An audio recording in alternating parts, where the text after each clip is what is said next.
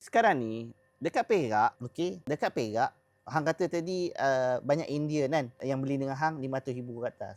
Sebenarnya, ramai tak Indian yang kontak hang nak apply rumah RM200,000 tak lepas. Isu dia, yang tak lepas ni lagi ramai sebenarnya. Yang lepas ni RM500,000 ni, yang kaya ni, of course lah dia hang beli dengan hang, hang trusted. Mesti dengan ejen Chinese.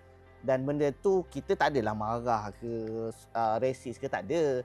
Sebab benda tu dah orang kata culture atau demografi memang macam tu. So macam contohlah kalau hang ada kawan hang ejen hartanah, mesti hang beli dengan kawan hang.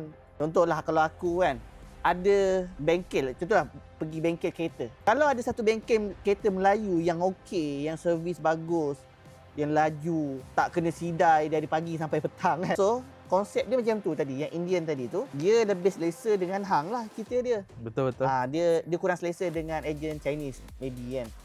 Yang beli harga RM500,000 ke atas. Tapi kalau hang jual rumah dekat KL Selangor, benda tu pun sama juga.